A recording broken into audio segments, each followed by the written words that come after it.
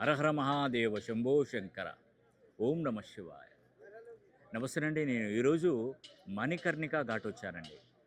వారణాసి కాశీ ప్రాంతంలో ఉన్నటువంటి మణికర్ణికా ఘాట్ వచ్చాను. నిజంగా ఒక 9 స్టేట్లు దాటుకొని వచ్చానండి. భారతదేశంలో ఉన్నటువంటి ఈ మధ్యకాలికం నాకు ఎన్నో అపాయింట్మెంట్స్ ఉన్నాయి. అపాయింట్మెంట్స్ అన్నీ కూడా పక్కన పెట్టేసి నేను ఈ యొక్క భారతదేశంలో ఉన్నటువంటి ప్రముఖ పుణ్యక్షేత్రాన్ని దర్శించి ఇక్కడ ఉన్నటువంటి స్థల పురాణంలో మన పాదాలు మోపి జన్మ ధన్యం చేసుకున్నానండి. నిజంగా మానవ జన్మ అంటూ ఉంటే మళ్ళీ నాకు ఈ హైందవ ధర్మంలో మళ్ళీ మళ్ళీ పుట్టాలని కూడా ఆ భగవంతుని, ఆ పరమేశ్వరుణ్ణి నేను వేడుకుంటున్నానండి. నాకు ఆ భగవంతుడు అన్నీ ఇచ్చాడండి. ప్రపంచంలో అత్యంత సంతోషకరమైనటువంటి వ్యక్తి ఎవడైనా ఉన్నాడు అంటే అది నేనే అనుకుంటాను. ఎందుకంటే నా జీవితం జన్మ ధన్యమైంది.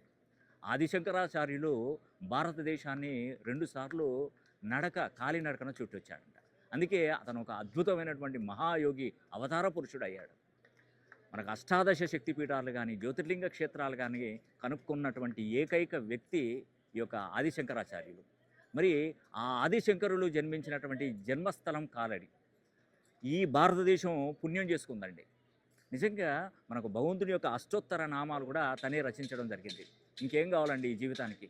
నేను పదే పదే చెప్తున్నాను. నేను 12 జ్యోతిర్లింగ క్షేత్రాల దర్శనం మొత్తం పూర్తి చేసుకున్నాను. హరహర మహాదేవశం. ఇక నుంచి నేను మీ గురించి, మీ జీవితంలో మార్పుల గురించి నేను ట్రై చేస్తాను. ఖచ్చితమైనటువంటి మార్పులు వచ్చే విధంగా నేను చేస్తాను.